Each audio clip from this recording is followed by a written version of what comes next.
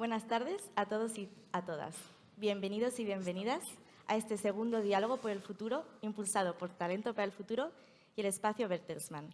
Soy Adriana Rodríguez, la coordinadora de la comunidad temática de Cambio Climático y Transición Energética en Talento para el Futuro, y hoy seré la conductora de este evento.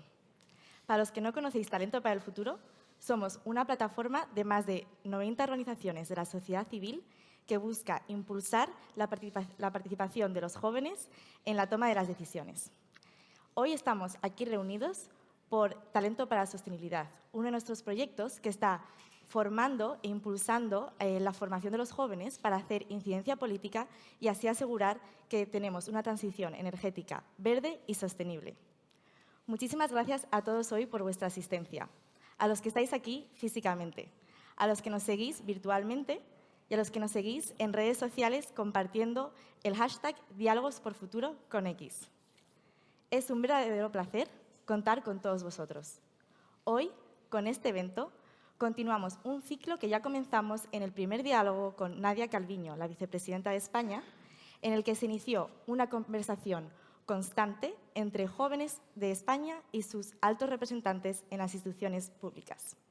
Y para hacerlo hoy y continuar este ciclo, tenemos el honor, el privilegio y la inmensa suerte de contar con la presencia de la vicepresidenta tercera del Gobierno de España y ministra para la Transición Ecológica y el Reto Demográfico, Teresa Rivera.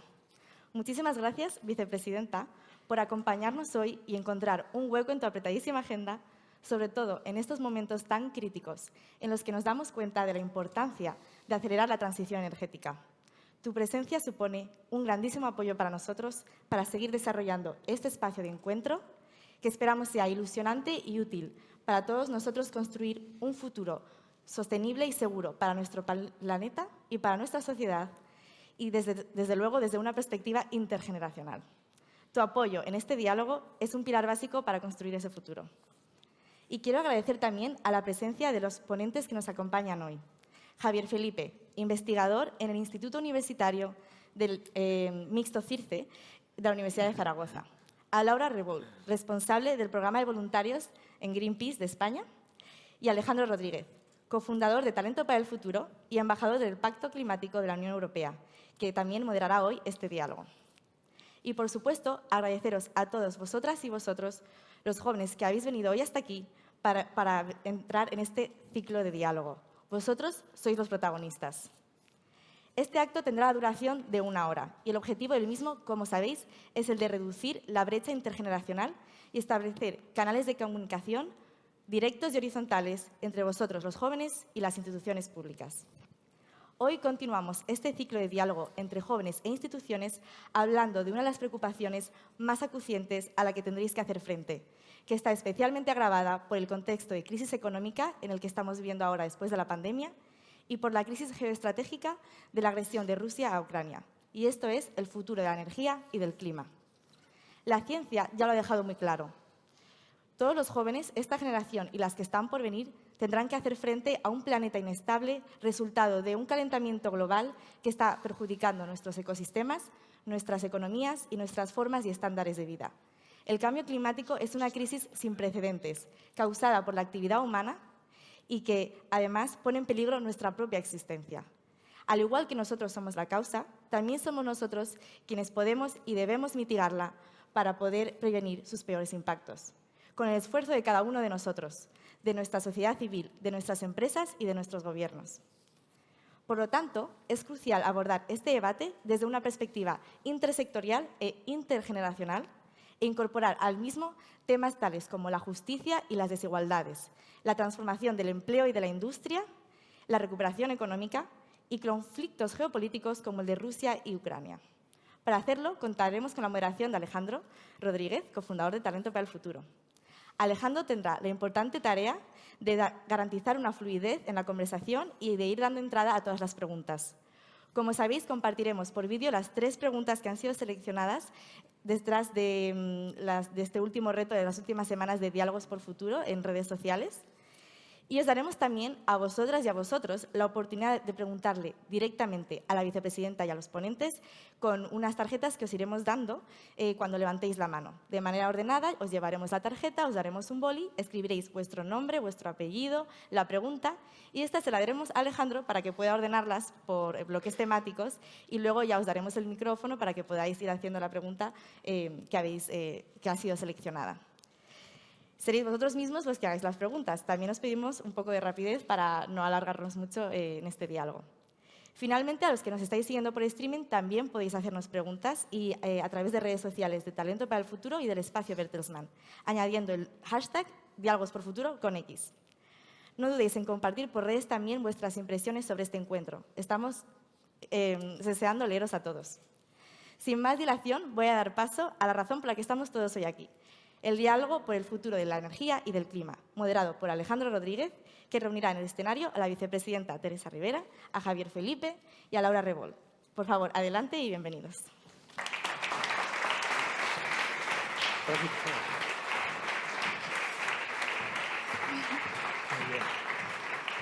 Encantada. Hola, Teresa, ¿cómo estás? Este es tu sitio. Eso es. Hola. Muy bien. Bueno, bienvenidos todos de nuevo a este diálogo por el futuro que nace, como sabéis, de una manera especial. ¿Y por qué? Pues bueno, pues porque el foco hoy está ahí abajo y está allí, en lo online, en vosotros, no tanto en los que estamos aquí, sino que queremos crear un espacio para que todos vosotros seáis los protagonistas, los que generéis todas las preguntas que irán respondiendo nuestros ponentes aquí presentes. Yo quería, bueno, antes de comenzar la mesa y la tema que nos trae aquí hoy, el futuro de la energía y el clima, quería contaros una pequeña anécdota personal que sucedió pues aquí hace cuestión de 2 años en esta misma sala cuando lanzamos la iniciativa de Talento para el Futuro. Por aquel entonces, bueno, pues nos planteamos una serie de ilusiones que teníamos y las escribimos y dijimos, vale, había alguna de estas ilusiones que tenía que ver con hacia dónde va la iniciativa, cómo la hacemos crecer. Había otras que tenían que ver con la formación de equipo, qué equipo nos gustaría construir, ¿no? Y yo, que me dedico al mundo de la sostenibilidad y el cambio climático, tenía una un poquito más personal, ¿no? Que era, bueno, pues ser capaz de llegar al máximo representante de la vida política en materia de energía y clima, como es Teresa Rivera, vicepresidenta tercera del Gobierno de España y ministra para la Transición Ecológica y Reto Demográfico. Bienvenida, Teresa. Muchas gracias, Javier. Bueno, antes de... Bueno, en Talento para el Futuro siempre nos gusta... Pues justo, que no sabía yo si corregirte. Bueno, en Talento para el Futuro siempre nos gusta generar un espacio de confianza primero de los diálogos y, claro, no queremos quedarnos en un título, sino que queremos ir a ver qué hay detrás, ¿no? Y cuando estábamos por aquí unos cuantos preparando el evento, pues nos hacíamos una pregunta que es, oye, ¿qué se siente, no? ¿Qué es ser ministro? ¿Cómo nos lo puedes acercar a aquellos que estamos aquí? Vaya pregunta. Yo diría que hay varias respuestas. La primera es que obviamente es un privilegio el poder concentrar en un determinado momento, por un tiempo que siempre es limitado, la responsabilidad de intentar llevar a la práctica aquello por lo que uno ha venido trabajando durante muchísimo tiempo y que siente que es una manera de devolver, de intentar resolver aquellas cuestiones que son importantes para el país. Creo que simultáneamente es una gran responsabilidad que a veces genera una cierta inhibición. Creo que carteras como esta son carteras que tienen siempre un plus adicional y requieren un plus adicional de entusiasmo porque son carteras que rompen inercias. Desde el primer momento sabes que se trata de transformar de forma muy importante la realidad, la concepción, las ideas, las prioridades culturales de la sociedad y eso requiere un entendimiento de por qué haces las cosas. No hay una vocación de hacerle difícil la vida a nadie, sino al revés, de invertir y transformar para que se pueda asegurar una mejor prosperidad para todos y eso a veces pues encuentra más resistencias de las que pensamos. Por eso es muy importante combinar siempre la percepción social, la realidad social, no solamente la percepción, prestar atención a quién puede sentirse perdedor o amenazado por ese proceso de cambio para que no lo sienta así, que entienda que hay otras alternativas y la realidad de las cosas. Así que es un privilegio un poco abrumador en determinadas circunstancias y siempre temporal porque es un poco cansado, o sea que siempre tiene que haber recambio y tiene que haber una demanda muy importante por parte del conjunto de la sociedad para poder ir más deprisa. Fantástico, pues muchas gracias por compartir, tomar nota a aquellos que queráis ir en esa carrera, en esa dirección de todo lo que significa. Javier Felipe, investigador de la Universidad de Zaragoza, participante de Talento para la Sostenibilidad. ¿Qué nos puedes contar más sobre ti, Javier, y sobre tu investigación? Pues, bueno, trabajo en la Universidad de Zaragoza, en el Instituto CIRCE, y en la investigación que realizamos analizamos cómo descarbonizar la economía en una bioregión cantábrico-mediterránea. Analizamos las consecuencias de esa transición energética en desigualdades entre comunidades autónomas de producción y consumo de energía, también cómo conseguir una huella ecológica unitaria y también los límites de esa transición energética en torno a los materiales críticos necesarios. Y eso es un poco lo que hago en la universidad. Fantástico. Laura Repol, bienvenida también, activista de Greenpeace y coordinadora del grupo de voluntarios. ¿Qué es ser activista, Laura? Bueno, ser activista puede ser muchas cosas, pero al final es hacer algo. Al final viene de tomar acción, de tomar parte y de iniciar ese cambio y de estar un poco hacia adelante sobre la que la sociedad necesita y como ir exigiendo esos pequeños cambios y llevando un poco la vanguardia. Entonces el activismo es un poco el impulso de lo que queremos llegar como sociedad. Bueno, otra pregunta que te haré luego seguramente es cómo hacer para no perder ese impulso, que es muy importante. Pasamos ahora al tema que nos concierne hoy, el futuro de la energía y el clima. Y cómo no puede ser de otra manera, bueno, diálogos por el futuro, talento para el futuro. Iniciamos pues preguntándoos por el futuro. Lanzaré la primera pregunta yo, ¿vale? Y después ya daremos paso a todas las preguntas vuestras. Por favor, podéis ir anotando en las distintas tarjetas que os harán llegar y las que vienen online, que comenzaremos con una de ellas, ¿vale? Comenzamos contigo, Javier, y vamos pasando turno al resto de ponentes. ¿Qué esperas? ¿Qué te gustaría, ¿no? Si tuvieras una varita mágica para decir, oye, el futuro de la energía y el clima me encantaría conseguir esto, ¿no? ¿Qué sería eso que te gustaría conseguir y qué impedimentos ves que hay ahora mismo para lograrlo? Para mí el objetivo es que llegásemos a ser realmente sostenibles, que no generásemos más recursos de los que el planeta puede absorber ni consumiésemos más recursos de los que el planeta puede generar. Veo impedimentos muchas veces en el sistema en el que vivimos porque nos obliga a consumir más de lo que el planeta puede dar. Y para mí el sueño sería eso, vivir en una sociedad sostenible en todo el mundo y no solamente en los países de Occidente. Porque al final no vale nada que nosotros consigamos hacer una transición energética si acaparamos todos los materiales, porque al final compartimos el recurso de la atmósfera y el resto de países seguirán necesitando consumir energía y en este caso serán de combustibles fósiles. Fantástico. ¿Laura? Bueno, es una pregunta que creo que tiene que ser vista desde el idealismo, porque si no aspiramos a eso, ¿qué nos queda? Y a mí lo que me gustaría es que tengamos una participación ciudadana muy fuerte, que toda la sociedad esté realmente comprometida con el reto que tenemos por delante, como es el cambio climático, el calentamiento global, y que sea de una manera justa, como decía antes Javier, entre todas las personas, entre el norte global, el sur global, que lo hagamos de una manera en la que nos sintamos todas representadas desde la ciudadanía hacia todo el trabajo de las instituciones. Y creo que tenemos una labor muy importante para conseguir ese reto que tenemos por delante para alcanzar las emisiones, que ya queda muy cerca del 2030, y salvaguardar todos los ecosistemas que al final son lo que nos dan el día a día, lo que nos hacen posible estar aquí, y eso es lo que creo que es más importante mantener y llegar a conseguir.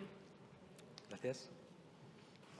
Pues yo tengo la ventaja de, al intervenir después de ellos dos, me sumo a lo que han dicho, porque creo que todo lo que han dicho es verdad y lo comparto, y añado unas cuantas cosas, a veces un poco técnicas y a veces un poco también idealistas, ¿no? ¿Dónde vamos? Pero idealistas que me parece que tienen que ser muy prácticas inmediatamente. Yo creo que es fundamental ser práctico en esto.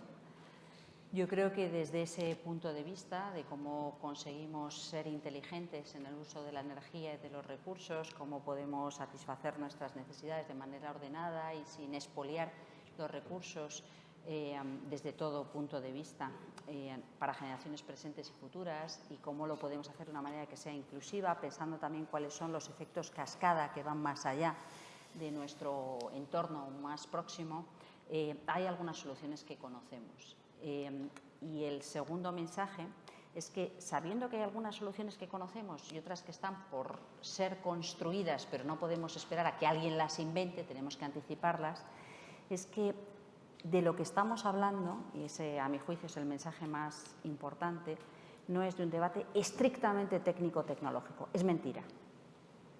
Es capital la información técnica, tecnológica, las matemáticas, la geología. Estamos hablando de un debate social, de un debate de organización mental, de prioridades, cultural. ¿Hasta dónde estamos dispuestos a compartir, a limitar, a reclamar, a ser activistas como ciudadanos, como votantes, como consumidores, ciudadanos informados?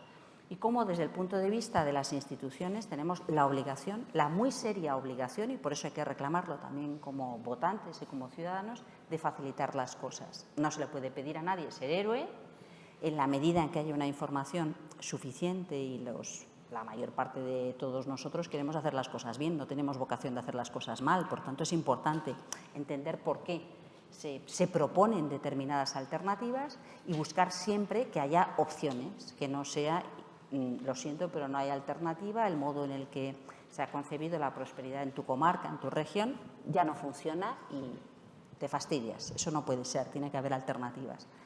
Pero es sobre todo un debate de consensos sociales, de justicia entre generaciones, es verdad, no agravar los problemas de las siguientes generaciones, pero también de justicia dentro de la misma generación, y no solamente entre países, más allá de nuestras fronteras, que era un poco a lo que aludías, Javier, también en tu primer comentario, sino también de forma mucho más próxima de lo que imaginamos. Y yo creo que esta es la gran dificultad. No se trata de tener una varita mágica o de pensar que en algún momento va a haber una varita mágica tecnológica que nos resuelva los problemas. No, en gran medida depende de cómo somos capaces de generalizar las soluciones que tenemos hoy, de cómo somos capaces de prestar atención a los impactos sociales que eso puede representar para que no haya nadie que se sienta amenazado por ese cambio y que haya alternativas. Yo creo que es enormemente interesante y estimulante, y ahí me parece que comparto la idea de es ideológico, pero también es una ilusión, es un proyecto, y en ese campo creo que el ejercicio responsable de esa vocación militante o activista es muy importante. No una vocación militante frentista, sino una vocación militante constructiva, de consensos. Fantástico. Bueno, muchísimas gracias a los tres. Yo me tiraría preguntándoos horas a todos vosotros, pero vamos a dar el paso a los que son los importantes hoy. Primeramente, a esa pregunta online que teníamos pendiente realizar y que hemos recogido a lo largo de estas semanas. Por favor, damos paso a ella. ¿Cree usted en la viabilidad económica de un modelo energético basado exclusiva o mayoritariamente en energías renovables en España? Hablo desde Talento para la Sostenibilidad. ¿Que sí es posible? Que sí crees en ello. Sí, claro que creo en él. Vamos, es que estoy convencida de que es la única solución para entendernos. Creo que es la solución en la que merece la pena dedicar esfuerzos y recursos y generar esos consensos. Creo que hay otro tipo de dificultades, pero siempre ha habido dificultades para cualquier modelo que uno quiera propulsar. Y en este momento sabemos que probablemente las dificultades tienen que ver con esos recursos críticos. Tenemos que hacer una mirada en esa dirección, cuáles son los recursos críticos que se pueden convertir en cuellos de botella y cuáles pueden ser los efectos no deseados, perversos, que hay que evitar que se materialicen. Creo que hay un problema de equidad en el territorio, y esto lo estamos viendo con cierta contestación, como la división entre entornos urbanos, rurales, si no se presta atención, puede dificultar el uso del suelo para soluciones energéticas renovables. Creo que la confiabilidad del buen funcionamiento de un sistema basado en energías renovables, que son intermitentes por definición, que dependen del sol y del viento, requiere también otro tipo de soluciones técnicas, cómo almacenamos la electricidad, cómo gestionamos con inteligencia las redes, cómo combinamos la pequeña escala con la gran escala. Y son preguntas que no son las preguntas que se han venido formulando tradicionalmente en nuestros sistemas energéticos, son nuevas preguntas. Y eso es muy estimulante, cuáles son las nuevas preguntas y cómo se contestan. No se puede decir, no, es facilísimo y ya está, y es por definición que se va a hacer porque tiene interés y porque tiene sentido. No, son nuevas preguntas y hay que generar esos consensos. Sí pienso que además en nuestro país se dan las condiciones para que eso se pueda producir, porque tenemos una inmensa capacidad desde el punto de vista físico y geográfico, pero capacidad humana, capacidad industrial, capacidad social, demanda. Y el gran desafío es cómo concilias todo eso de una manera que acaben de encajar las piezas y que no haya un rechazo porque no prestaste suficiente atención a las preocupaciones que se trasladaban. Me parece que se están produciendo debates muy intensos en muy poco tiempo y son debates que son legítimos y son complicados y a veces generan una cierta ansiedad porque, claro, es que tarda muchísimo en resolver, debe haber una mano negra detrás y por qué se estarán presionando, ¿no? Y a veces es que nos hemos visto desbordados en las administraciones para poder gestionar bien las cosas. Los propios desarrolladores de proyectos, pues, oiga, es que usted es el vecino nuevo que entra en el pueblo. Tendrá que plantear las cosas de manera que le quieran en el entorno al que llega. No puede llegar arrollando aquello que se encuentra en el camino. ¿De qué manera puede conciliar usted su proyecto con otras actividades locales presentes o que se puedan adivinar de futuro?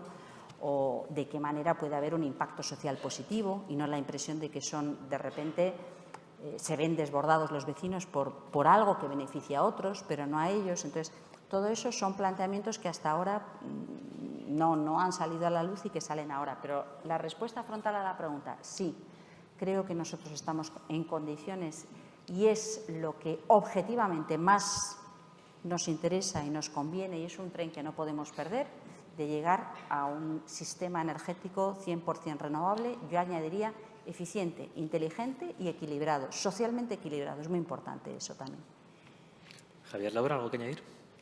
Me gusta, a ver, la Adelante. respuesta es maravillosa, ¿eh? O sea, la apoyo 100%, está genial, parece el libro. Lo Venga, que pasa mójate, Javier, algo tiene que haber ahí que no te haya gustado. Has comentado que al final habría unas descompensaciones territoriales y que habría que ver cómo podríamos mejorar esa vida en esos espacios donde se van a instalar esas renovables. También has comentado al inicio que, claro, es que la posición que ocupáis es súper importante porque las decisiones que se toman ahora, y más con las renovables, que van a estar siempre, van a condicionar la forma de vivir de las futuras generaciones en esos entornos durante más de 20 años, porque el viento siempre va a estar ahí. Es como con la hidráulica. No es lo mismo, ¿eh? Vale, sigue. Del estilo. No es tan grande, pero es del estilo, porque el viento siempre va a estar ahí. Entonces, ¿qué medidas crees que se podrían hacer? Yo a veces echo en falta un poco una ordenación del territorio que sea muy fuerte y que no se pueda bypassear. ¿Y qué tipo de medidas crees que serían necesarias para conseguir esa transición equilibrada? Yo creo que hay varias cosas. Uno, yo creo que es injusto pensar que es lo mismo. Pensemos que el modo en el que hemos construido acceso a energía y a prosperidad ha sido inundando valles y pueblos y mandando a la gente a agujeros para extraer carbón. Sí, o sea, sí. Sí, pero cierto. es que esto a veces se nos olvida. Quiero decir, Sí. también somos unas generaciones, ya hay unas generaciones un poco más jóvenes y otras un poco más mayores, pero privilegiadas en eso. Sí. Y eso es relativamente reciente. Ahora sabemos que anclar un aerogenerador o anclar unos paneles fotovoltaicos es algo que lo levantas y se acabó. O sea, no es algo que tenga la permanencia o la afección que puede tener una minería o una central térmica que emite, contamina el aire que respiramos o un valle inundado. No es lo mismo. Esta es la primera cosa muy importante porque estamos hablando de afección en suelo que es temporal, de afección en paisaje, de afección en biodiversidad. Tanto en paisaje como en biodiversidad hay elementos que pueden modular y desde luego requieren consenso. Requieren consenso sobre una premisa que tampoco es todo o nada, pero tampoco es cuántas horas al día reduces el consumo energético, porque esta podría ser otra opción y yo creo que es legítima. Sí, sí. ¿De qué manera ordenas de crecimiento? ¿De qué manera dejas de consumir energía. Y creo que hay una parte de ahorro y eficiencia que es obvio, pero tampoco en estos debates se plantea el tema, así que reduzco consumo de manera compatible o de manera congruente con este debate. Esta es una primera consideración. La segunda consideración, que es esta primera consideración, digamos, que es la premisa, el punto de partida. Y luego hay otras consideraciones más moduladas, que yo sí son las que más me preocupan, cómo concilias de una manera equilibrada todas las preocupaciones del entorno rural, que en un determinado momento se siente arrollado por una presión muy fuerte y que tiene una afección con una sensación de desamparo, porque no hay cómo evitar esto. Yo diría que, en primer lugar, sí hay cómo modular eso y es importante hacerlo.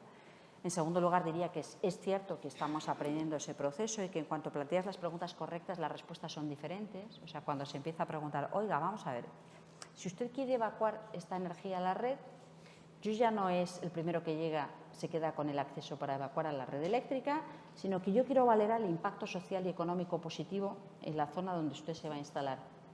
¿Cómo ha pensado el modo en el que integrar su proyecto con las prioridades locales, con el beneficio en el empleo local, con otras actividades económicas en ese territorio? ¿De qué modo ha pensado, que eso sí lo hacíamos ya, cómo mitigar las afecciones ambientales? Pero sobre todo ese aspecto social, ¿cómo lo ha integrado? Ese aspecto socioeconómico, eso es nuevo y eso lo estamos haciendo y estamos aprendiendo y ojalá pudiéramos ir más deprisa. Y tercero, hay una cosa que yo sí he hecho mucho en falta y esto es una consideración que me parece que tenemos que trabajar más. Siempre resulta mucho más fácil decir no que generar consensos. Es muy difícil generar consensos y en realidad no tenemos mucha tradición de generar consensos, con lo cual enseguida hay una reacción de oposición a aquello que nos preocupa, pero no estamos acostumbrados a trabajar en cómo mediamos para generar consensos. La Comisión Europea ayer aprobó un paquete, el Repower EU, que decía, bueno, vamos a ver, aquí hay que desplegar a lo bestia energías renovables. Y en sus propuestas ha ido mucho más allá de todo lo que hemos hecho nosotros. Primero, porque considera que hay que impulsar energías renovables, incluso con una consideración de interés general que reduce mucho la valoración de otros impactos, y yo creo que esto es un error. Creo que la valoración de impactos ambientales y sociales es fundamental, porque si no, más allá de lo que diga la legislación, hay contestación. Y segundo, dice otra cosa que yo creo que es también relevante, y es de qué modo puede usted conseguir a nivel local el que esto funcione. Esta pregunta que tú hacías de ordenación del territorio, que en nuestro caso sería algo así como busquen los consensos a nivel local. Yo no puedo esperar a tener un plan de ordenación territorial que a lo mejor lleva 5 o 10 años el poder gestarlo, pero lo que sí hago es invitarle a usted, corporación local, a que me diga en un plazo de 6 meses o de 9 meses en qué espacio concreto en su término municipal usted considera, en un porcentaje del 2 al 10%, a lo que corresponda, se puede ubicar el desarrollo de energías renovables. Y a mí este ejercicio sí me parece que es interesante, porque permite un debate al nivel que corresponde, los vecinos. Yo no quiero tener cortes de luz, entiendo que todos los términos municipales deben aportar parte del suelo del mismo modo que lo aportan para otros destinos, y vamos a ver el modo en el que se hace y vamos a ver también cómo se compensa a quién es el propietario de ese suelo o a los propietarios de otros suelos que a lo mejor hubieran estado aspirando a algo parecido, que en un determinado momento pueden ser, como me decía hace poco una pastora, que decía, claro, aquí se desprecia el suelo de secano, pero es donde yo pongo a mis ovejas, claro, que si no se me irían. O cualquier otra, o puede ser suelos de secano que están destinados a agricultura de cereal. Es decir, de qué modo se identifican suelos que pueden ser susceptibles de albergar soluciones o necesidades, servicios energéticos, con un consenso local que a mí me parece que es muy importante. O sea, yo no creo que tampoco sea real esto de yo en mi espacio me encono y digo que no a todo y la culpa es de otros. Eso no creo que funcione tampoco. O sea, me parece que necesitamos encontrar mecanismos para favorecer ese tipo de consensos, porque si no es muy difícil. Y simultáneamente es muy difícil también pensar que podemos trasladarle a la sociedad discúlpeme, pero como necesitamos reducir drásticamente nuestro consumo energético por muchos motivos, pues piense usted en que lo que sea, es obligatorio el aplicar este tipo de limitación. Yo tampoco creo que eso sea un buen sistema. Así que lo que necesitamos es encontrar cómo hacerlo. Justo, nada, cogiendo esta idea del territorio y por devolver un par de preguntas que han salido, que además quería aunarlas si es posible. Y bueno, Laura, no sé si querías añadir algo muy breve o si no podemos lanzar como tú quieras. Sí, en la siguiente pregunta. ¿Sí? ¿Seguro? Venga, vale. Pues hay dos preguntas que me gustaría ahondar en ellas porque justamente hablan de este tema de la cohesión del territorio y cómo impulsar en comunidades locales energías renovables, ¿no? Cómo conseguir ese consenso para lograrlo, ¿no? Entonces sí que quería dar paso, por favor, a Mireia Giouri Bravo y después a Miguel Gómez de Leal. Si podéis hacerlas primero uno y luego el otro. Buenas. Sí. Hola. Sí, buenas. Encantada. Yo soy la coordinadora de migraciones, de la Comunidad Temática de Migraciones en Talento por el Futuro. Y la verdad es que, sobre todo, soy melillense. Entonces, viene relacionado el tema de la localidad por la particularidad de las ciudades autónomas y la capacidad que tienen o no de gestionar o de tener ellos la iniciativa legislativa que no tienen en demasiadas competencias o demasiadas áreas. En concreto, en esta, la vida ahí es muy particular en muchos sentidos. Uno de ellos, como ha comentado antes Javier, sobre los combustibles fósiles, los coches ahí, o sea, creo que hay una relación de coche-persona 1:1. O sea, siempre ha sido así. Era muy, muy usual y aún sigue siéndolo.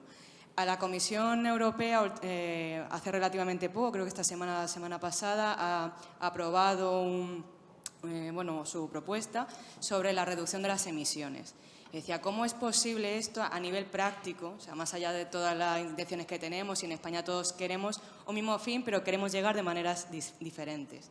Y sobre todo a nivel local, ¿cómo podemos hacer que lugares que no tienen esa iniciativa ni esa capacidad cambien de la noche a la mañana, que eso es traducido a 5 años hasta 2030 o 8 años, cómo lo pueden cambiar todo de golpe? O sea, ese es el sentimiento que se puede percibir desde la localidad, desde el pequeño, la persona, el consumidor o el ciudadano, dice, ¿cómo me va a venir esto, no? Entonces, quería ver un poco la perspectiva. Sí que os pido, por favor, que os ciñáis a la pregunta que me habéis puesto, por favor. Más que nada en extensión, no en la pregunta como tal. No, es que ni me acuerdo, Alejandro, te voy a decir sincera. O sea, cuando me ha dicho, digo, Melilla, energía. No me hagas esto, Mireia, que encima me has dicho que eres de talento y se van a pensar aquí que los de talento se nos olvidan las cosas. Claro. Pero es básicamente cómo podemos cumplir en el tiempo con esos porcentajes que dice la Comisión desde las localidades. Sí, sobre todo a mí me llama la atención en aquellas zonas sin competencias autonómicas propias, ¿no? Y se ponía el ejemplo de Melilla. Bien, Miguel Gómez Leal.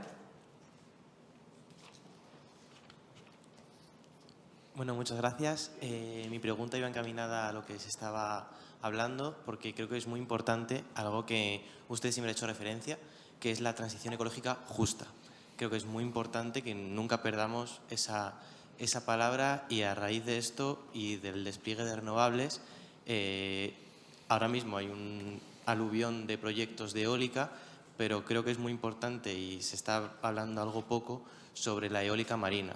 Entonces, ahora mismo lo dejé en fase de información pública, entonces quiero saber cómo esta herramienta de ordenación del espacio marítimo va a contribuir a que esos espacios, muchos costeros, que muchos viven del turismo, se están oponiendo a esta clase de proyectos de despliegue de eólica marina, que para el Gobierno es algo fundamental. Muchas gracias. Venga.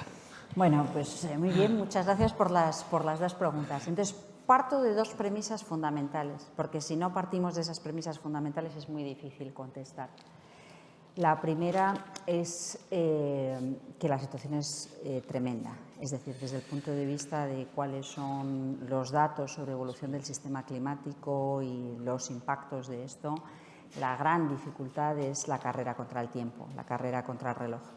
Y esto representa cambios muy profundos en muy poco tiempo, lo que desafía la escala de la dimensión temporal humana. Por eso yo creo que es sobre todo un problema social y no solamente un problema tecnológico.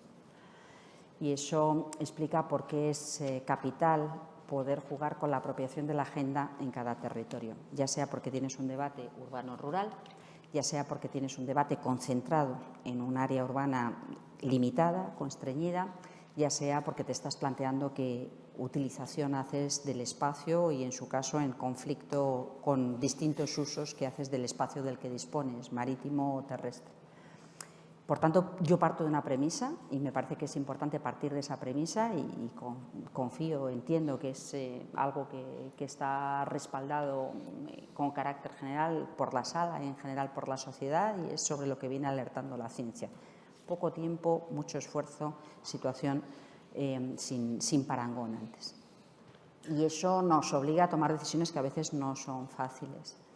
Yo creo que explica también, para aquellos que os dediquéis al derecho, cómo se ha transformado de forma importante el modo en el que tradicionalmente hemos legislado. No vamos detrás de la realidad, sino que de repente tenemos un montón de tratados internacionales y en muchas ocasiones recuperado en el ámbito europeo y en el ámbito doméstico, que son programáticos. Este es el objetivo y sobre esto tengo que construir mi estrategia y mi orientación normativa, que es diferente. Ya no es ordeno las actividades sueltas y sin dimensión temporal, introduzco la dimensión temporal. Y eso explica por qué también introduzco obligaciones para las ciudades, introduzco obligaciones para los productores de coches, introduzco obligaciones sectoriales de todo tipo. Y esto es capital para entender por qué es así. Junto a esto hay otra variable que no puedo obviar y es efectivamente qué alternativas estoy proporcionando. Y es cierto que las alternativas que se proporcionan no es una solución que combine o que vaya bien para las distintas realidades. En una dimensión geográfica más amplia puedo jugar con más flexibilidades, y en una dimensión más constreñida, como pueden ser las ciudades autónomas de Ceuta y Melilla, tengo que focalizarme mucho. También tengo la ventaja de que las dimensiones espaciales son más limitadas. En qué alternativas tengo para la población, que fundamentalmente van a ser alternativas de transporte público de calidad y búsqueda de acceso, en el supuesto de que se requieran transporte privado, de las alternativas más eficientes y menos emisoras. Y esto en un contexto en el que, lógicamente, pues, la realidad circundante pues, es un poco diferente, porque es obvio que es un poco diferente, y eso que representa y cómo se trabaja en la construcción de valores y cómo se trabaja en las relaciones de vecindad y cómo se empodera y cómo se atribuyen recursos suficientes para generar esas soluciones. Ahí yo diría, y no lo digo con mucha humildad porque obviamente no es una realidad que yo haya vivido intensamente y la conozco solo circunstancialmente y por razones de responsabilidad y de entendimiento, pero yo sí diría que lo cierto es que, con carácter general, cuando se ofrecen alternativas, sobre todo en entornos urbanos, al principio choca, hay una cierta oposición por inercia, porque somos protestones, por lo que sea, y luego siempre sale ganando. O sea, se ha activado una palanca de competición de ciudades por ciudades sanas, verdes, amables, agradables, frente a una idea de progreso preexistente que era cuanto más coche, más humo, más industria, más no sé qué. Estoy caricaturizando un poco, pero eso ha cambiado. Y yo creo que eso también muestra cómo es capital trabajar en ese tipo de cambio de mentalidad para poder generar los consensos y la presión en la buena dirección. Con respecto a la ordenación de espacios marinos, está justamente en estos momentos enviado a evaluación ambiental estratégica. En los planes de ordenación de espacios marinos y donde puede ubicarse la eólica offshore, hemos hecho algo diferente a lo que ha ocurrido con el desarrollo de las energías renovables en tierra. Las energías renovables en tierra básicamente se han ido impulsando sobre la base de la iniciativa de cualquiera que quisiera desarrollar un parque eólico, un parque fotovoltaico o una planta termosolar. Bueno, pues yo tengo interés en hacerlo aquí, me parece que hay recurso, hago toda mi tramitación, me permitología, veo a ver qué ocurre y ya veremos. Y mientras ha sido una escala limitada, pues ha funcionado mejor, peor, ha habido control, lo que sea, pero ha ido a su ritmo. y en un determinado momento, que además se ha producido un aluvión, porque tiene sentido, porque es más eficaz, porque es más barato, porque ocurre, porque hay suelo, porque no sé qué, se ha desbordado, como le decía antes a Javier, la capacidad de la Administración de gestionar esto y estamos haciendo un esfuerzo grande por poder gestionarlo y a veces da la impresión de, es que no lo gestionan. Sí, sí lo gestionan, pero verdaderamente en estos momentos tenemos 2 veces y media. O sea, está en tramitación 2 veces y media lo que era nuestro objetivo a 2030, para hacernos una idea de las dimensiones de lo que estamos hablando. Pero claro, una de las cosas que vimos muy rápidamente en el Ministerio, en esta etapa, es, oye, hay un potencial para fotovoltaica flotante en lámina de agua dulce o para eólica offshore, que hasta ahora no ha sido rentable, porque la eólica offshore con un suelo marino tan profundo era muy difícil anclarla, tenía que ser flotante, era caro y todo el cable para la evacuación era todo muy difícil, sigue siendo un poco difícil, pero era un poco difícil, pues no ha tenido recorrido. Pero es que resulta que la lámina de agua y el mar son dominio público. Esto no es suelo privado, es dominio público y es dominio público que gestiona este ministerio a través de las confederaciones y a través de la Dirección General de Costas. Ahí, perdonadme un segundín, si os puedo pedir preguntas más estilo Twitter, respuestas más estilo Twitter, para que nos dé tiempo a todos, más que nada porque Laura me está mirando ya mal, diciendo, oye, ya no he podido ni intervenir. Fenomenal. Vale. Resumen, en evaluación ambiental estratégica. Ya está. ¿Conforme? Fantástico. Laura, ¿algo que comentar y pasamos, por favor, a otra pregunta online? Bueno, sobre todo, cómo incentivar un poco más la participación ciudadana, porque lo has comentado antes, habéis hecho la estrategia de 100 ciudadanos que han estado participando, que han sido elegidos de forma aleatoria. Esto se va a poder replicar en el territorio, ¿no? Porque creo que va muy al caso, porque al final cuando incentivamos a las personas a participar y a decidir qué queremos hacer en su entorno donde se han criado, realmente es cuando te empoderas y crees que esos proyectos que necesitamos llevar a cabo se lleven. Entonces, si se plantea hacerlo a nivel más territorial, en local, para poder todos estos proyectos tan interesantes que tienen que llevarse a cabo para que también tengan esa aceptación más de la ciudadanía. Hemos hecho 2 ejercicios muy interesantes. Efectivamente, la Asamblea de Ciudadanos por el Clima, yo creo que está siendo muy interesante todo el proceso de participación y me parece que sobre todo es un ejercicio muy interesante en muchos frentes, pero es un ejercicio también de empoderamiento y de toma de conciencia de qué representa todo esto. Y lo hemos hecho en los procesos de transición justa. En cada una de las comarcas, 14 territorios donde se cerraban minas o centrales de carbón, hemos querido trabajar muy cerca y esto es un esfuerzo sobre el terreno grande, cómo dinamizas todo eso, que insisto, todos invitados, no hay suficiente dinamización sobre el terreno. Es decir, es muy difícil encontrar que hay unas premisas, un debate serio, responsable y una vocación de trabajo para encontrar soluciones sobre el terreno. No estamos muy acostumbrados a hacerlo, otros países sí. Y en la parte de transición justa también ha sido muy interesante. Pero también hemos detectado que esa participación, que a veces era pues, con los trabajadores, los ayuntamientos, en algunos casos los vecinos, las empresas grandes o las pequeñas que estaban sobre el terreno, también hemos tenido limitaciones. Quisimos, por ejemplo, organizar en aquellas zonas donde se cerraban térmicas de carbón o minería, poner un foco especial en jóvenes y no lo conseguimos, que es hasta cierto punto natural, pero en el fondo la pregunta es, a lo mejor las antiguas generaciones eran mineros o trabajaban en la central térmica, ha habido otras oportunidades para los jóvenes, pero ¿qué futuro? ¿Cómo veis vosotros vuestra comarca? ¿Dónde lo queréis ver? Y no es sencillo organizar ese diálogo. Entonces yo creo que sí hay que pensar que estamos aprendiendo a cómo facilitamos esos espacios de participación que son novedosos con respecto a lo que hemos vivido hasta ahora. Yo creo que es fundamental el abrir esos espacios y testar. Y sobre eso aprendemos qué es lo que funciona mejor y se puede reproducir y ejemplos como la Asamblea por el Clima se están reproduciendo a nivel autonómico o a nivel local y yo creo que es importante que así sea. Y otros ejemplos, pues a lo mejor tenemos que pensar, darle una vuelta a cómo conseguimos que haya una mayor implicación. Y yo sí creo mucho en el activismo cívico, es decir, en la gente entendiendo que, oye, somos animales sociales, no somos seres aislados en nuestra burbuja, en nuestra cosa y ya está, y ala, que me lo den todo hecho, sino que forma parte de nuestra responsabilidad el el aportar y el consensuar. Teresa, si quieres darle una vuelta justamente a eso, nos juntamos cuando quieras, que en Talento llevamos tiempo haciéndolo, así que vamos. Siguiente pregunta, por favor, online.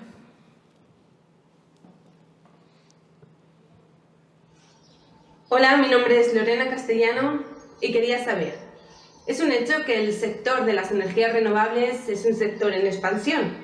Sin embargo, en España todavía cuesta mucho encontrar técnicos que estén especializados en estos temas. ¿Qué programas se van a llevar a cabo para acercar esos estudios de formación profesional a los futuros estudiantes? Muchas gracias. Totalmente. O sea, yo creo que esto es... Eso es Twitter, totalmente. Totalmente. Yo creo que esto es súper interesante lo que está diciendo, pero no solamente eso.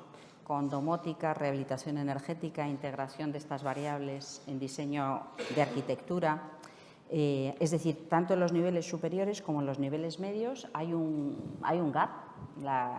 Los diseños de los planes de estudio pues no siempre han tomado esto en consideración o no lo han hecho en la dimensión de lo que se necesita, en disciplinas muy diferentes, no solamente en la parte más de ingeniería o de arquitectura, en muchas disciplinas muy diferentes. Y esto es uno de los mensajes que machacamos permanentemente. Es verdad que se ha activado mucho todo el fortalecimiento de las familias de formación profesional y es verdad que hay un interés creciente por parte de las universidades, pero es verdad que todavía las preguntas son, ¿tenemos lo que necesitamos? ¿En aquello que necesitamos tenemos el número de personas suficiente? ¿Tenemos capacidad de absorción de lo que hay? ¿Qué es lo que nos falta? Y voy a poner ejemplos que no son solamente energías renovables. Hoy, con una New Bauhaus europea, Green Bauhaus europea, hay menos personas dadas de alta en las categorías de la seguridad social asociadas a construcción y rehabilitación de las que había antes de la burbuja inmobiliaria. No durante la burbuja inmobiliaria, antes.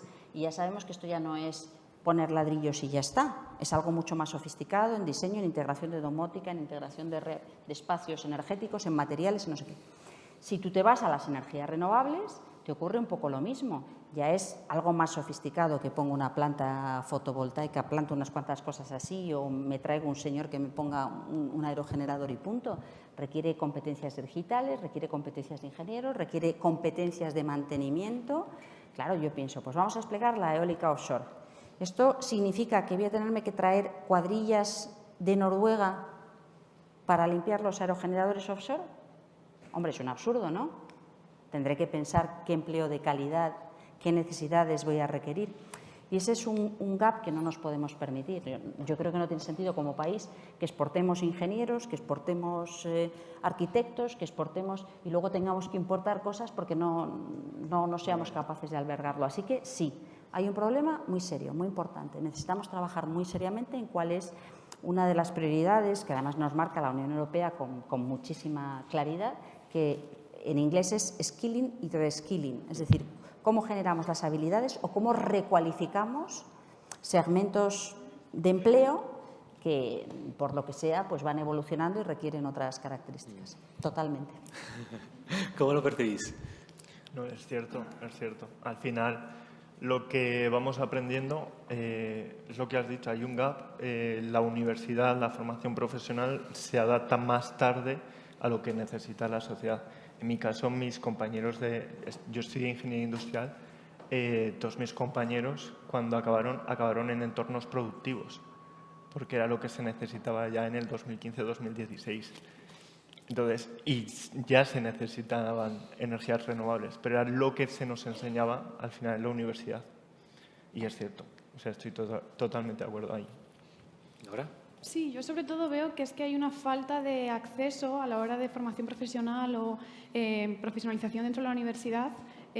Yo soy ambientóloga y he estado buscando acceso para agroalimentación, agrociencias y realmente hay muy poca formación que te capacite para ello, aparte de que socialmente no se ve como un empleo que te vaya a proporcionar un largo plazo, que vaya a ser interesante. Entonces, pero sobre todo porque no hay una formación específica que te pueda dotar y la que hay es muy corta o que realmente, como decías antes, no aplica a todos los contextos, todos los nuevos empleos que se van a generalizar.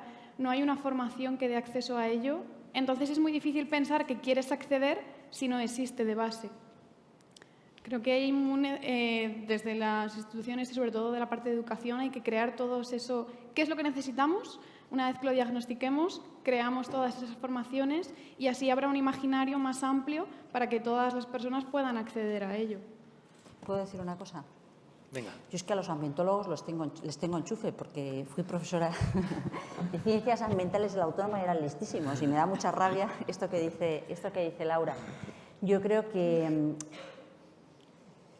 hay una diferencia grande, efectivamente. Los ingenieros sois muy majos, pero ahora... Pero menos. No, como sois más clásicos, os ven así. Pero los ambientólogos a veces los maltratan y son gente muy buena y con una visión de conjunto muy completa. Yo no sé a ti, Javier, pero a mí esa me ha dolido. No, pero yo creo que ha habido tradicionalmente una cosa, te súper especializas en algo y los ambientólogos, por definición, es gente que tiene un plan de estudios muy completo y muy transversal. Y yo creo que ahora se va entendiendo cada vez mejor por qué necesitamos perfiles que tengan una visión de conjunto muy transversal. Y a lo mejor te sirve para la banca, para ver si los proyectos que requieren financiación tienen viabilidad o no, o a lo mejor te sirve para la ciencia básica, porque tu vocación acaba siendo algún aspecto de la biología muy fundamental, y a lo mejor te sirve para la gestión en una estrategia empresarial que tiene que ser redefinida entendiendo cuáles son los riesgos en los que se incurre o las oportunidades en las que puedes desempeñar o puedes aportar propuestas, ¿no? Y sí es verdad que ahí también se produce un gap. Y por eso esto que dices yo lo comparto mucho. A mí sí me parece que a veces no es solamente que las instituciones vayan por detrás o los planes de estudio vayan por detrás de lo que va siendo la sociedad, sino que un poco las empresas o la realidad económica, que hasta cierto punto también son instituciones, van un poco por detrás de lo que se va requiriendo. Pero yo soy optimista, Laura. Yo creo que va a haber una demanda muy importante de ambientólogos en los próximos años. Fantástico. Y de ingenieros. De ingenieros. Vale. Doy paso a dos preguntas que también están relacionadas entre ellas, quizá de manera diferente.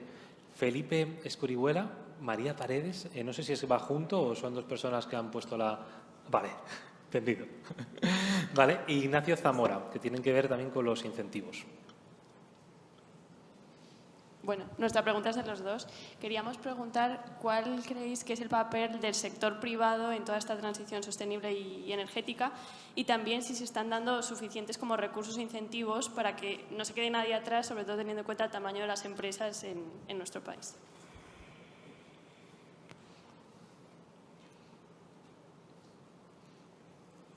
¿Faltaba Ignacio Zamora?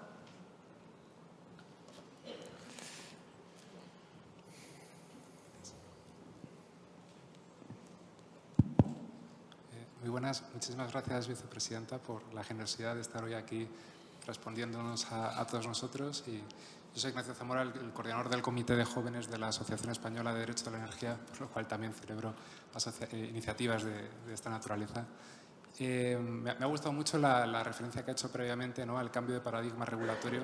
Ahora partimos de disposiciones normativas de carácter esencialmente programático y eso también da buena cuenta, ¿no?, de la magnitud global del reto al que nos enfrentamos. En ese sentido, celebrar también el firme compromiso del Gobierno con todas estas iniciativas. Pero hay algunas cuestiones, por ejemplo, en relación a nuevas figuras como las comunidades energéticas, donde todavía falta, ¿no?, que queden plenamente incorporadas a nuestro ordenamiento jurídico. Y en ese sentido me gustaría preguntarle por cuál cree que puede ser el diseño óptimo para una política regulatoria de incentivos que permita que las comunidades energéticas en particular puedan tener el despliegue que todos deseamos. Muchas gracias. Ignacio, yo complemento brevemente. Hacías también mención a la parte de almacenamiento, ¿no?, que creo que era relevante también junto, o sea, como... Vale, yo por complementar brevemente, ¿no? Sabemos que en el PNIEC hay ciertos compromisos de almacenamiento, 6 gigavatios, si no recuerdo mal. ¿Cómo se puede desde el Gobierno incentivar esto? Bueno, son preguntas muy distintas y yo creo que son muy interesantes. Primer comentario, pensemos que el Plan Nacional Integrado de Energía y Clima tenemos el compromiso de revisarlo al alza en 2023. Y no se trata solamente de un compromiso político o legal, porque lo dice la Ley de Cambio Climático y Transición Energética. Lo que vemos hoy, lo que estamos experimentando hoy y en lo que afortunadamente hemos conseguido que haya un consenso y una interpretación unánime en la Unión Europea, a pesar de los puntos de partida muy diferentes entre los distintos Estados miembros, es que, desgraciadamente, este impacto tan terrible de la invasión de Ucrania por parte de Rusia, siendo Rusia uno de los principales proveedores de materias primas energéticas para Europa, pone de manifiesto que es que tenemos que ir todavía más deprisa en la transformación del sistema energético, por tanto, revisar al alza nuestros compromisos de transformación de nuestro sistema energético, desplegando al máximo aquellas tecnologías que están ya al alcance de la mano e invirtiendo y acelerando las curvas de aprendizaje de aquellas otras que son prometedoras, no necesariamente a lo mejor evolucionan como pensamos de antemano que pueden evolucionar, pero son suficientemente prometedoras como para merecer la apuesta. Y esto requiere un diseño regulatorio complicado y un sistema de incentivos complicado. Y, como decía antes, humildad con respecto a cuál es el sentido de la dirección, pero cuáles son las herramientas que te permiten aprender o combinar y corregir de forma flexible a lo largo del tiempo. Y eso es un cambio muy importante en el modo en el que se enfocan las cosas y estamos en ello. Y es verdad que una de las primeras cosas, y la alteración va más allá de la alteración técnica, vuelvo a la alteración emocional y social, es que ya no tienes 5, 6, 10 grandes empresas muy intensivas en capital y en tecnología que gestionan el sistema y te viene dado, sino que lo que el sistema tiene que gestionar es infinitud. Infinitud. Infinitud de actores muy distintos, además más pequeños, más grandes, unos usan una cosa, otros, unos consumen en un determinado momento, otros en otro. Y esto es un desafío en sí mismo. Y no solamente es un desafío técnico, también es un desafío jurídico regulatorio, es un desafío económico en términos de señales y es un desafío social para las grandes corporaciones, pero también para cada uno de nosotros en cómo contribuimos y cómo asumimos ciertas responsabilidades. Y es lo que estamos intentando hacer, el generar las señales económicas y regulatorias adecuadas para hacer eso.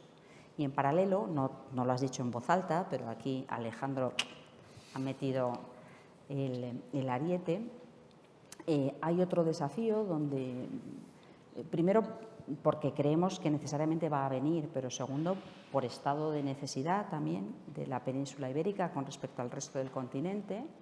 Sabemos que la estabilidad de un sistema que aprovecha los recursos locales, por tanto, un sistema esencialmente renovable, va a requerir redes sumamente inteligentes, sumamente resilientes y solventes, que no haya, porque aquí la gente no perdona. Tú tienes un gran apagón, se acabó, vuelves a la casilla de salida. O sea, que tiene que ser un sistema súper solvente.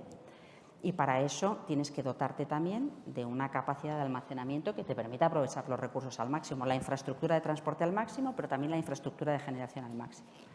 Por tanto, en almacenamiento, que también tenemos objetivos muy ambiciosos, hoy tenemos 8,4 y aspiramos a un incremento muy notable a 2030 y a 2050, sabemos que tenemos algunas tecnologías clásicas, piense usted en bombeo hidráulico, piense usted en baterías.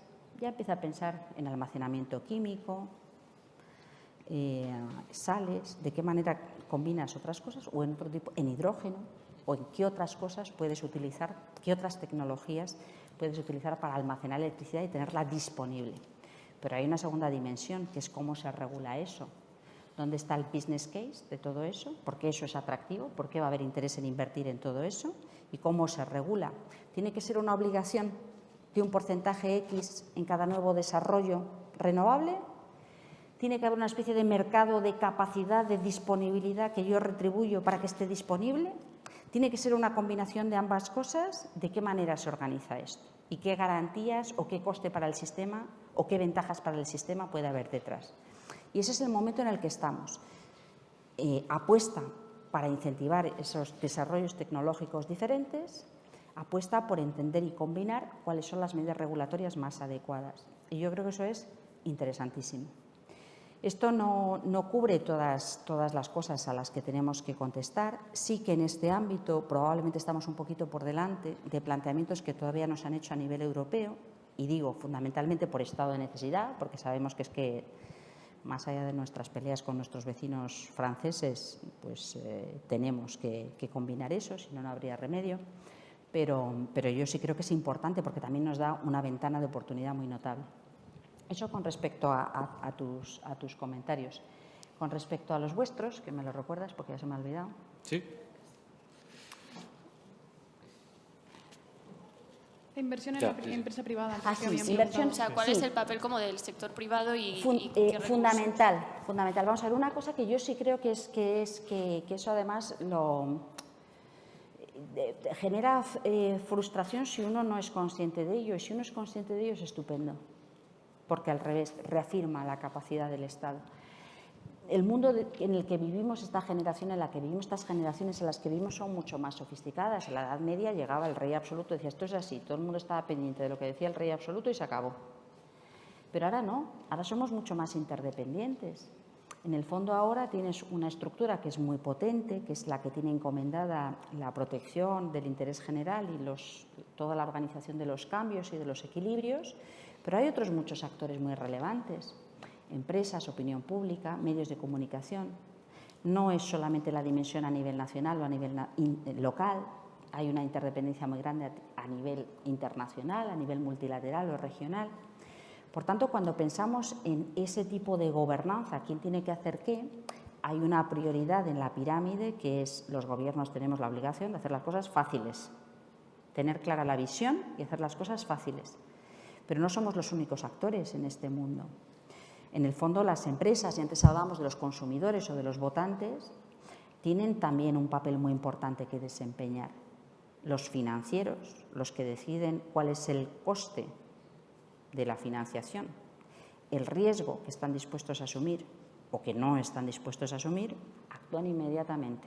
Cuando una gran empresa se va de roadshow por ahí para conseguir financiación, el mensaje que recibe, como los financieros o las agencias de rating le digan ni para atrás, ya te puedes empeñar en publicar en el BOE no sé cuántas cosas que no lo consigues con la misma eficacia que los financieros, que el coste del capital o que la capacidad de acceso a recursos o que la valoración en bolsa.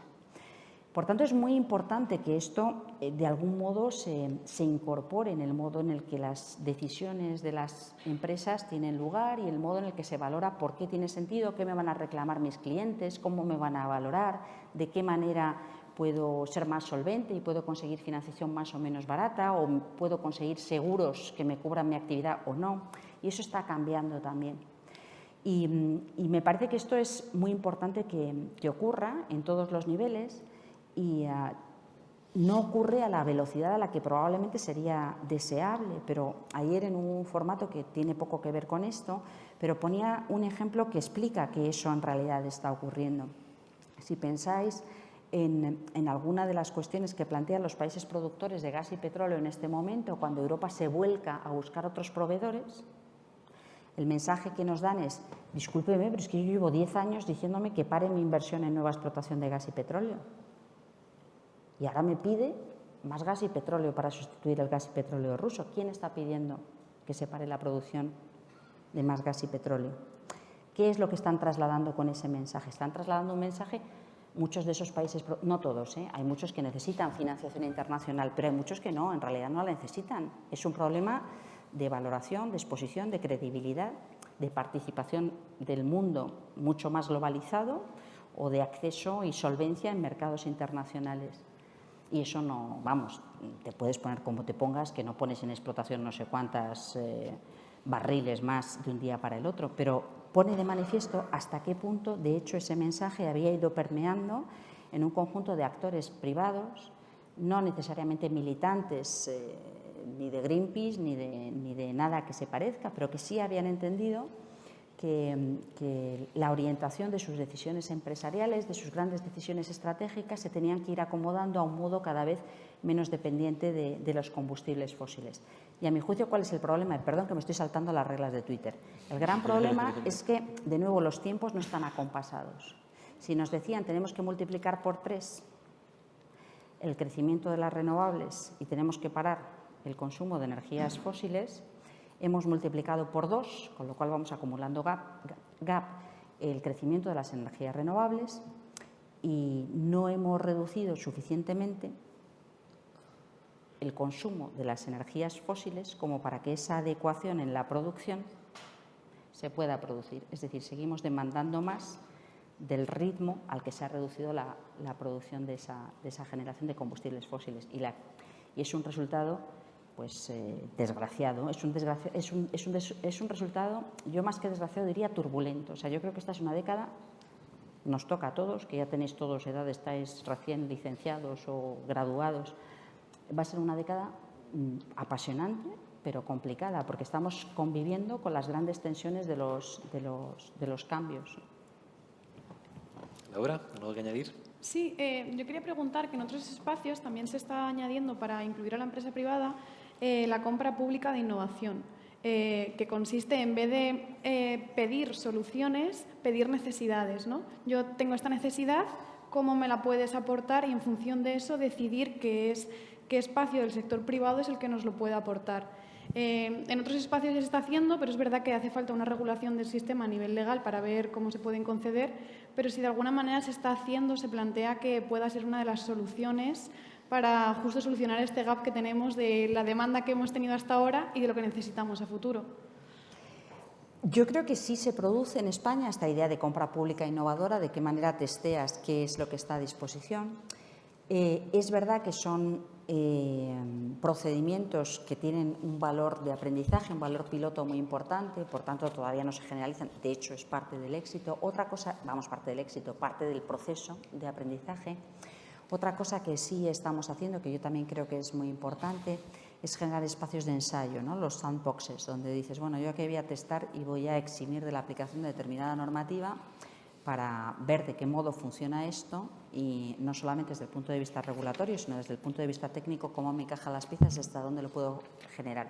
Eso yo creo que es capital que nosotros lo hagamos, que lo ensayemos, además sabiendo que normalmente eso concita mucho interés y va generando mucha actividad alrededor, y que sepamos también que a lo mejor no el 100% de aquello que pasa por allí acaba teniendo sentido comercial ni se acaba generalizando, pero un porcentaje importante sí, y otro porcentaje importante a lo mejor lo que hace es generar nuevas ideas en un espacio que no se nos había ocurrido de antemano. Y sí creo que esto es muy, muy importante. El segundo comentario, ya con esto acabo, es que además de eso, y este es un esfuerzo que estamos intentando llevar a la práctica, el peso del sector público en la economía, es decir, a través de los sistemas de contratación pública, se estima que se moviliza alrededor del 20% del PIB. De tal modo que lo razonable es que las condiciones, no el valor adicional como un plus que puede modular la puntuación, no. Las condiciones de la licitación pública incorporen criterios verdes y de sostenibilidad social mucho más claros. Los verdes han ido teniendo dificultad a la hora de perfilarse y hay cosas que están más claras y cosas que no. Y los sociales, que vuelvo a la pregunta de origen, cuando hablábamos del espacio y del territorio con el despliegue de las renovables, estamos aprendiendo muchísimo. Para nosotros ha sido un campo de ensayo muy fuerte la transformación de los territorios en transición justa, pero es muy difícil porque no puedes cometer arbitrariedades, es obvio. Y al mismo tiempo, ¿cómo objetivas el impacto social, la generación de empleo, la innovación o la combinación? O sea, ese es un proceso que es fundamental, a mi juicio es fundamental, y yo creo que toda esta transformación ecológica solamente puede tener éxito con respaldo social, por tanto, necesariamente tiene que ser de la mano de una coherencia desde el punto de vista de objetivos sociales. Y estamos, yo creo que en esa década turbulenta estamos en la fase de definición de eso que representa y cómo se acaba materializando, ¿no? Fantástico. Javier, ¿alguna cosa breve? Una cosa rápida. Perdón porque voy a abrir un melón. Has comentado Bueno, que he dicho breve, Javier. Las dependencias energéticas, pero ahora vamos a pasar a una dependencia de materiales. Entonces, ¿cuándo vamos a tener leyes que pidan reciclar en calidad? ¿Cuándo vamos a tener una industria en España que pueda recuperar esos materiales? Y si crees también que sea necesario también reducir, lo has comentado varias veces, reducir ese consumo para reducir esa dependencia, y cómo se puede llevar a cabo de una forma escalonada y que no sufra la sociedad en general. Entonces, te digo sí y algún comentario a pie de página. Sí. Acabamos de aprobar la ley economía circular, la Ley de Gestión de Residuos y Economía Circular, que yo creo que es innovadora en muchos frentes y que parte de esta premisa, con un porcentaje de reutilización de recursos y materias primas en la Unión Europea alrededor en promedio del 37-40%, es decir, absurdo. No solamente consumimos no sé cuántos planetas al año, sino que encima ni siquiera recuperamos. Y uno de los planes estratégicos que impulsamos desde el Plan de Recuperación tenía por finalidad la economía circular en una dimensión abierta. ¿Quién tiene ideas sobre esto que construimos? Pero con algunas líneas básicas que entendíamos que son prioritarias o muy importantes en nuestro país porque van a dar un salto muy cualitativo y no hay suficiente. En el sector textil, en el sector de bienes de equipo de energías renovables, al llegar al fin de su vida útil las primeras plantas, pues ¿qué ocurre con todos los materiales? Electrónica, de todo, porque hay de todo, tanto en paneles fotovoltaicos como en aerogeneradores, y cómo evitamos eso de que la pala del aerogenerador me la entierren así y ya se acabó, a mejor vida. Y esto yo creo que es interesante y que de algún modo nos tiene que ayudar a generar toda esa construcción de mercados de materias primas secundarias. Y en paralelo hay un debate mucho más estratégico y de fondo que probablemente también forma parte de tu reflexión, y es cuáles son las materias primas de la economía basada en energías renovables. Entonces, claro, empiezas a ver, y lo hemos vivido hace escasas semanas con la Bolsa de Londres, que paralizó las operaciones de níquel, cobalto, de no sé qué, las frenó en seco, ya está, se acabó, no se puede hacer operaciones en torno a esto. Litio, cobalto, níquel, materias primas que son fundamentales para muchas actividades, hasta ahora en una limitación de usos convencionales, que pasan a ser críticas para baterías, para electrificación de muchos de los usos finales o para el propio sistema eléctrico inteligente. Lo que hemos hecho ha sido que, de hecho, yo creo que ya acabó el plazo de información pública, sacar la estrategia de gestión sostenible de materias primas. Es decir, nuestra idea es, necesitamos un marco normativo, necesitamos la generación de una industria asociada a eso, a recuperación y reutilización de materiales, y necesitamos entender de qué estamos hablando. Y cuando digo entender de qué estamos hablando, es un debate que no es fácil y nos ha costado muchísimo sacarlo a la luz. Pensemos que la ley de minas es preconstitucional. Pensemos que en Europa nos hemos conformado con la idea de que las materias primas vienen de otros sitios. Sí. Y, sin embargo, somos la gran demanda de materias primas del mundo, con unos efectos sociales y unos efectos económicos no siempre ni razonables ni equitativos. Y, además, sabemos que se produce un incremento de la demanda de esas materias primas por parte de la gente. Aspira a tener bienestar y progreso, con lo cual se pueden producir tensiones. Y no sabemos ni lo que tenemos, ni cuáles son los límites de en qué condiciones estamos dispuestos a explotar y utilizar lo que tenemos, o en qué condiciones no estamos dispuestos a utilizar y explotar lo que necesitamos, lo que tenemos, y en su caso, ¿por qué necesitamos materiales alternativos? O sea, que son como tres preguntas en cascada. ¿Qué tenemos? ¿En qué condiciones usamos o no usamos? ¿Y qué alternativas se pueden generar, incentivar, o hay que buscar en gran medida con la construcción o aplicación o descubrimiento de nuevos materiales, no solamente con materias primas secundarias? Y yo creo que eso ya, pues se moviliza mucho. O sea, no hay respuesta concreta. Yo sí creo que se ha avanzado de forma importante, pero sí me parece que todavía nos queda un recorrido muy fuerte, porque es verdad, son los siguientes cuellos de botella, ¿no? Sí. De crecimiento es un debate que yo decía antes, cuando lo comentaba Laura, es un debate, yo creo que es legítimo, es un debate que sociológicamente es complicado, culturalmente es complicado, y yo creo que aquí de lo que se trata es de activar todas las palancas para que el cambio esté en marcha y plantearnos cuáles son los límites de ese cambio.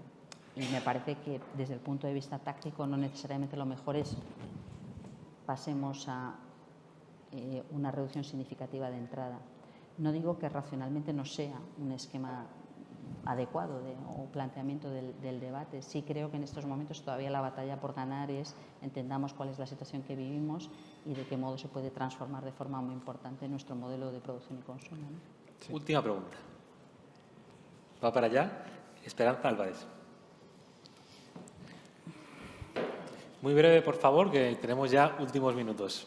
Quería preguntarte de qué canales disponemos los jóvenes para transmitir nuestras dudas y preocupaciones y si hay previsiones de establecer un canal de comunicación continuo, porque estamos viviendo un momento de cambio del que tenemos que ser partícipes y vamos a heredar una estructura que no sabemos cómo va a afectar a nuestra vida y a nuestros ideales, estudios, deseos, intenciones. No sabemos cómo planificar nosotros nada. Bueno, esto es una pregunta muy atractiva y muy interesante. Por eso es la última, había que dejarla para Claro. Y al mismo tiempo voy a procurar ser moderada para que mis queridos acompañantes, que son mucho más jóvenes que yo, no me maten después cuando vaya a salir. Entonces, hay varias cuestiones importantes. La primera, sí creo que es muy importante activar esos mecanismos y yo he tomado buena nota de lo que dice Alejandro. Y es muy difícil pensar en de qué modo se puede organizar de forma institucionalizada esa conversación, porque siempre hay un debate sobre la legitimidad de por qué se abren determinados canales o no. Sí que de manera informal es muy importante que esos canales estén muy abiertos. ¿Por qué? Porque de lo que estamos hablando es esto se planteaba ya hace 50 años, que vamos a cumplir 50 años de la Conferencia de Estocolmo de Desarrollo Sostenible, la semana que viene, cómo las generaciones presentes pueden identificar qué problemas pueden llegar a tener que afrontar las generaciones futuras y cuál es su obligación de evitar que esos problemas se materialicen. Hace 50 años de eso, ¿eh? O sea que yo sí creo que es muy importante que ese diálogo de forma informal se pueda materializar y ahí, bueno, pues toda la apertura que esté en nuestra mano y hasta donde lleguemos abasto es importante canalizarlo. Es muy importante ser vocales en muchos frentes, no solamente en la relación que pueda haber con un ministerio que por definición, por el propio mandato que tenemos, tienes que estar pensando en cómo transformas la realidad y cuál es esa dimensión temporal y espacial, pero es muy importante ser vocales al respecto, explicar, no rendirse nunca, porque es verdad que dices, pues qué tontos todos, ni caso, me dedico a otra cosa, carpe diem. No, por favor, pensar que es muy difícil, quien no entiende cuál es el problema no necesariamente tiene que ser mala persona, simplemente no lo entiende y hay que volver a explicar e insistir, pero es muy importante mantener esos canales. Segunda cosa, hay algunas iniciativas que tomamos que ayudan también a de alguna forma un poco más objetivada para que, insisto, evitar que nos digan porque esto hace esto no es legítimo, porque reconoce a estos o a estos no, se puede hacer. Y ahora acabamos de hacer una cosa que yo espero que salga bien y que fue idea, nos inspiraron, bueno, pues algunos chicos que podíais ser vosotros, creo que no erais ninguno de vosotros, pero podíais ser vosotros. Y es que hemos hecho un concurso para venir a la COP de clima, es decir, de qué manera también buscamos el que haya una participación y una experiencia muy directa, porque había muchos chicos que venían porque su profesor no sé qué, porque su ONG no sé cuántos, y dices, esto está muy bien, pero también yo creo que forma parte de la dinámica de aprendizaje el que haya una llamada directa a formar parte de la delegación del país con chicos jóvenes. Y en simultáneo hay otra cuestión que también se ha planteado en otros países, en estos procesos de aprendizaje de los que hablábamos antes, y es no solamente hablar de asambleas ciudadanas, sino hablar de asambleas de jóvenes. Esto es muy interesante. La representación que hemos hecho, aleatoria, pero estadísticamente representativa de lo que es el país, por edad, por formación, por representación geográfica, es un proceso muy importante. Pero yo creo que, aunque eso sea una imagen pues probablemente bastante, insisto, representativa de lo que es el país, me parece que hay una visión diferente si la representación de lo que es el país y a quien preguntas tiene un sesgo generacional diferente. Es decir, si la pregunta no es entre señores de 80 años y chicos de 20, ¿cómo ves las cosas con independencia de dónde vivas o con independencia del nivel educativo?, sino que te concentras en a ver, de 25 para abajo, de 30 para abajo, cómo se ven las cosas. Y esto yo creo que lo tenemos que buscar. Fórmulas, ya digo, pues no están en la Constitución. O sea que no es lo mismo, pero sí que es muy importante ensayar ese tipo de formatos porque las perspectivas son distintas. Justo, o sea, yo personalmente me quedo con no rendirse nunca, ¿no? Lo comentabas. No rendirse nunca. Claro, pero ahí me pregunto también, ¿no? Porque decías, ostras, yo no me rindo nunca, que ya te veo, no se rinde uno nunca. Me cachis. Claro, me preguntaba, ¿no? ¿Cómo no rendirse nunca en una época en la que tenemos conceptos quizá un poco enfrentados, ¿no? Decías antes, idealismo frente a practicidad, esperanzador frente a difícil es el futuro que os espera, ¿no? Entonces, me pregunto, ¿cómo podemos nosotros, los jóvenes, gestionar esas polaridades en esta época que nos toca vivir? Pues yo diría, primero, sois jóvenes, pero no sois extraterrestres, ni originales, ni nada. Quiero decir, cada cual hemos tenido nuestra propia situación de cómo equilibras esas cosas. Y dices, no me da la gana rendirme porque sé que es importante lo que estoy haciendo. Sé que es importante lo que estoy haciendo, forma parte de esa ideología, de ese compromiso con principios, de esa vocación activista que uno tiene. Y al mismo tiempo, para poder materializar eso, oye, be water, my friend. O sea, vamos a ver, ¿dónde encuentro los espacios?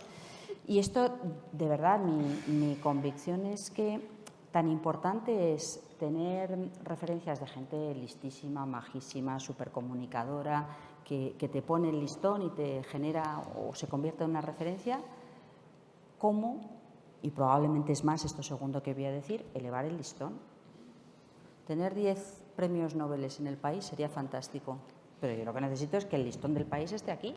La sociedad en su conjunto demande más y no que le resulte a una gran mayoría indiferente lo que está ocurriendo o que piense que como no tiene solución mira para otro lado. Así que no hay que rendirse, no hay que rendirse nunca. Y ahí sí me parece, por eso aludía antes a esta idea, porque yo esto sí lo he vivido, ¿no? Y además, pues gente muy maja, ¿no? Que te dice, joder, es que esto al final te acaba generando ecoansiedad y es que esto te entra una desesperación horrible, yo me dedico a otra cosa, porque me dedico. Y esta tentación existe cada día, ¿eh? No te voy a decir que no, porque dices, bueno, ¿yo por qué me voy a estar peleando aquí con todo el mundo? Y al mismo tiempo sabes, pues primero porque merece la pena, segundo porque no todo el mundo con el que te peleas tiene mala intención. O sea, hay mucha gente que no entiende o hay mucha gente que siente la amenaza tan grande y siente una desesperanza tan grande porque no ve cuál es la alternativa, que se va a volver en contra, y eso es lo que hay que evitar. Por eso la combinación con los elementos sociales son capitales. Tú no puedes dejar a la gente contra las cuerdas. No, mire, se acabó. Imperativo categórico. No puede haber más carbón y usted se va a la calle. Pues claro, te dicen, vamos, yo entiendo lo de que no puede haber más carbón, pero yo hago con mi vida, ¿qué? ¿Qué le doy de comer a mis hijos? ¿En qué trabajo? O sea, no me pida usted un imposible. Entonces, yo creo que esa otra variable también es muy importante. Explicar bien, porque si uno lo entiende, es capaz de asumir otras cosas y generar alternativas. Así que ni rendirse nunca, ni empeñarse en que esto tiene que ser porque sí. No, tiene que ser con alternativas. Bien, entonces, porque en una época de conceptos enfrentados, unos por aquí, otros por aquí muchas veces, ¿no? Si vamos a estar a la altura de lo que nos demanda hacer frente todos juntos en la lucha contra el cambio climático. Y hashtag Be Water, my friend. Muchas gracias.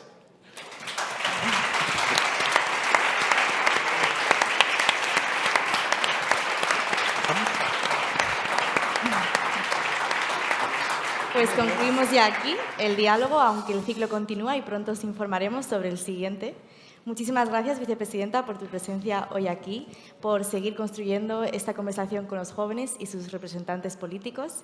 Gracias a Javier y a Laura por vuestra representación de jóvenes que siguen luchando contra el cambio climático y por el futuro de nuestro planeta. Y gracias a Alejandro por seguir ahí moderando y trabajando con Talento para el Futuro, que, por cierto, me gustaría anunciar que vamos a organizar la primera conferencia de la juventud por el clima en España, que no ha habido ninguna antes y pronto oiréis más sobre nosotros en redes sociales sobre el tema. Así que muchísimas gracias a todos y, bueno, ya empieza el catering, así que nos veremos otra vez en la sala de atrás y en el siguiente Diálogo por el Futuro en unas semanas. Muchísimas gracias.